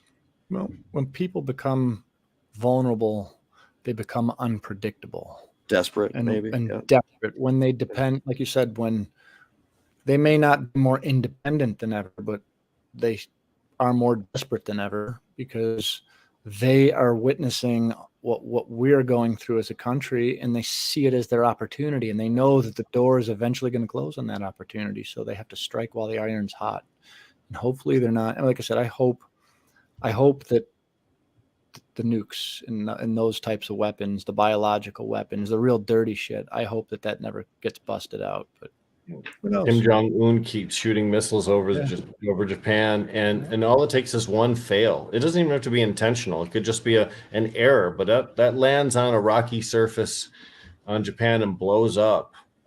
Then at that point, you've got a touchstone for a conflict that's been brewing for a long time. And, you know, the crazier the behavior, the worse it is. What I'm really worried about is the solo guy with the dirty bomb. And I know it sounds an awful lot like a Tom Clancy novel, but it's absolutely true that a single person with a backpack type bomb can do a huge amount of damage. And EMP, an electromagnetic pulse, in the right place could just disable major computer systems and destroy them and make them unusable. There's a lot of different ways in which a solo actor can really create a lot of trouble, and those are almost impossible to see ahead of time. Sounds like a doomsday scenario, but you know what? I think we're at the point now we at least have to have these conversations and talk about it as a society, not just the politicians behind closed door, and really, because really as the three of us here can't do fucking Well, the thing about to end. divisive dichotomy that you brought up earlier, unless there's some kind of attention that brings a few people together on something bigger and more important as the stuff we are discussing, it's might be more difficult to do what we need to do at the right time together on some of these issues. I agree.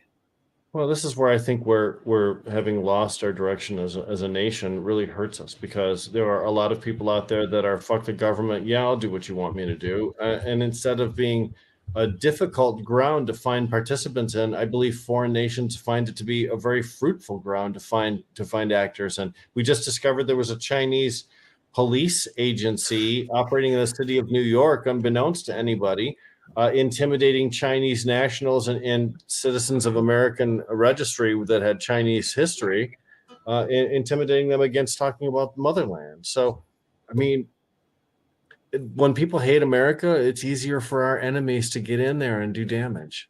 You imagine a legit Chinese government run, and they were like renewing people's Chinese driver's license. I mean, functioning as a government on U.S. soil.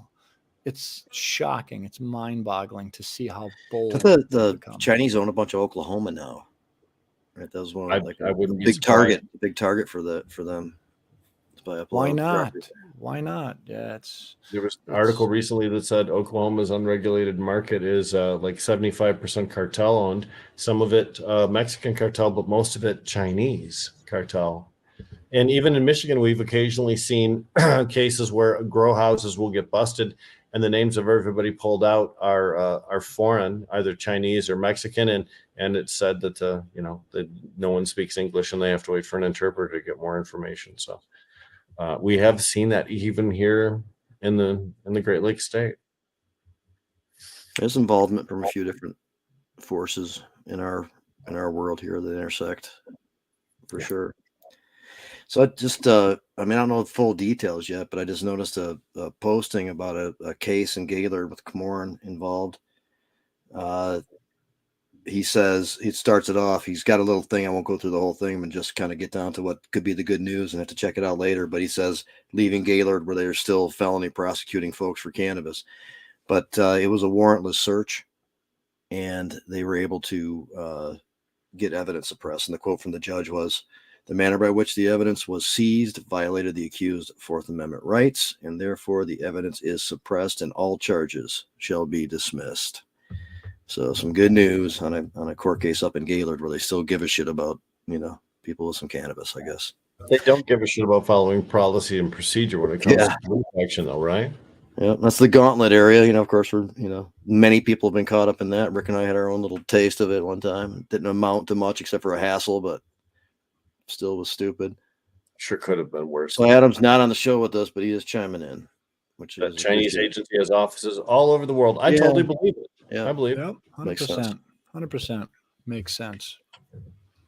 If you remember Adnan Khashoggi being killed by the Saudis, he went to a Saudi embassy to renew his paperwork in some way. They get ready for marriage. He was getting a marriage license, I think. Yeah. Yep. So there are centers where you go to get all these things taken care of if you're a national of another nation. So it's not surprising that the Chinese would have one as well, but that it was underground, secret, and also conducted all these other heinous police these intimidation actions. That's what got them shut down.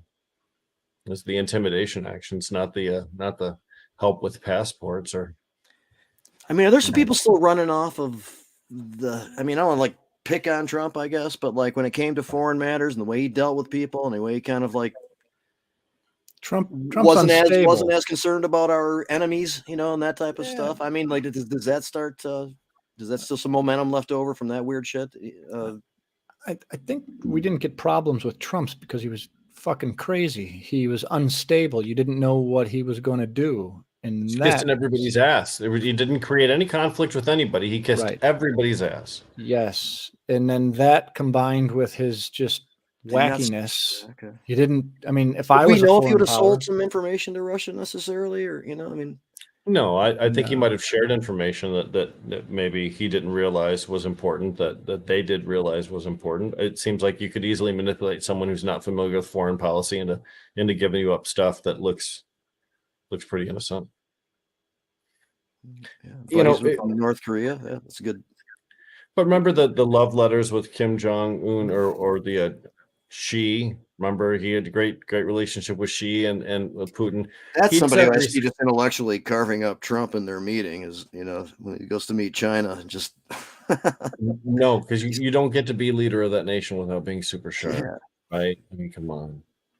And his statement a couple of months ago about how if he was president again, he would end the war in Ukraine in one day. Well, that was because you just give Ukraine to Russia. Is what you do, Yeah. Sorry, no withdrawing from occupied territories. You get what you got.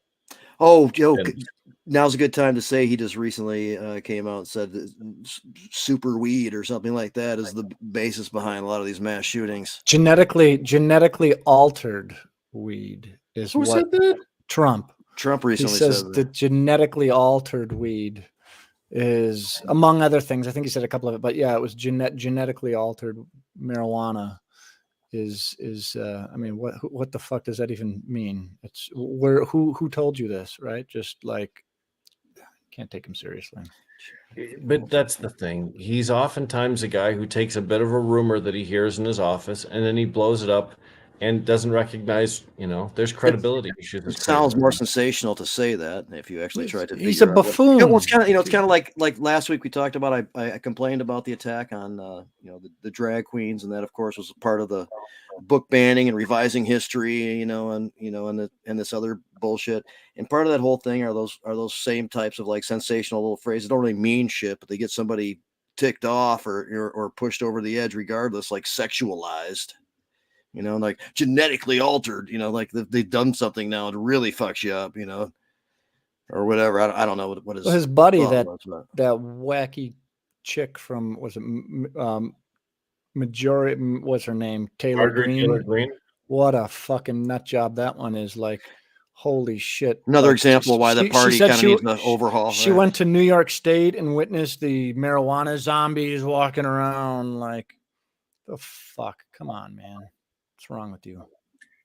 As far as we've come with all of the advancements we've made, with everything going on right now, we still have some of that old school mindset that just won't change. And when people ask me, what's it going to take for us to get cannabis to where we want it to be, I'm like, it's a generational change. You have to literally let people stop. They have to grow out of government and get new people in their place. And with incumbency being such a powerful factor in getting people reelected, if someone chooses, we talked about term limits being non-existent in a lot of positions in federal government. If you choose to continue to run, just because you're the guy who's currently in power, you're more likely to win than anybody else. You don't even have to do anything a lot of times with incumbency in order to win your seat. And those people just have to age out. That's all there is. I agree with you. That's in motion now, and the truth will rise to the top, and we'll get there. I'd like to get there sooner than later, though. And a lot of us have been frustrated for a long time, kind of seeing the nature of cannabis for what it is, and watching it continuously not be treated like it is, and as if it were something like dangerous or something that's not. So, but time will take care of that. We'd like to push that forward, but I agree with Rick. It's in motion now, and we will get there. And Adam says that all the time too. Attrition is really ultimately the thing that's going to push it the next notch forward for us. So. I know we're almost done, Jamie. Yeah, we are getting close there. Went through another show. Just man, I didn't really have much going today. I came in with the toothache and stuff, but there was some good stuff already on the surface to talk about. And I'm glad that Mike and Marshall were able to join us. And I really wish I would have made it to that event last night, but I'm happy that it took place. And we wrote a great panel described. I hope we hear more from Hill Harper, or hope we hear more from Ellie Sabat, who really set the pace in Washtenaw County with a reasonable policy on these issues, the no victim issues, the over enforcement that has taken place traditionally with them, trying to cut that out. Oftentimes we've seen people say that they're going to go into office and take care of all this business and do all this shit differently, and then they get in there and you don't really see it. You realize there's a big machine in place. It's hard to deal with. If you want to work with other people, you're not going to just start doing all the stuff you want to do, all that kind of stuff. But he went in there and did it. He was one of the few that actually said, this is what I'm going to do, and then got in there and did it. So I appreciate that part of that too. Well, great work all the way around with the Clemency Project and all that information. So anything you want to get in before we end, Anton? Well, 420's coming up. I'll be at. True enough. We didn't even talk about that. I'll be at Lighten Up, hanging out with the boys up there. Right I know. I think they're doing like a 3-pound raffle. They did it last year. It was very successful. If you make a purchase, It's such a frenzy, man. It's such a holiday. I mean, yeah. So one of my favorite places to be. So I'll be hanging out up there with those folks. And Rick, I'm sure Jamie, I'm sure you all will be all over the place. It'll probably be a busy day. Meds has got stuff going on all over the place. There is a drag queen coming to Manistee, so I think I'm going to try to intersect with that, given my most recent activism in that regard, so to speak, with people targeting, that group and just really vilifying them and making shit up and stuff like that. So I think that'd be kind of cool to go be part of that celebration over there. So anyway, Rick, anything you'd like to add and then wrap us up? Well, on 420, I'll be in Ferndale from noon to 3, and then I'll also be in Inkster from 5 to 8. So you can catch me there. The different places. What you heard today was celebrations of an event that was really good. Celebrations of a movement trying to push the governor to do more things, and also a lot of plans, I think, for what's going to happen in the future, legislatively, on an activist level. A lot of optimism out there, and optimism is great, but participation is what really drives change. So please consider joining an organization that's making positive change in the cannabis world or in any subject that interests you, but just get involved. It's my continuing message. Do more than just watch us on the podcast. Watch us on the podcast and then go sign up for NORML or whatever you need to do. Wheatsters. Good one. This is good here in Michigan too. I know we have a lot of followers from outside the state of Michigan, but the reality is there's so many opportunities for you to participate in change. I encourage you to do so. Right on. I appreciate it, and I think that'll do it for us. We'll be back in next week, and I think I'll be in Lansing. Maybe Rick will somehow be there too. It'll be following an MICIA spring event. Oh, that's when it is. Okay. Yeah. So. Looking forward to seeing people from there and all the people that might be able to come on the show too from that whole thing. Jazz Cabbage Cafe. Thanks everybody. See you next week. Take care. Peace.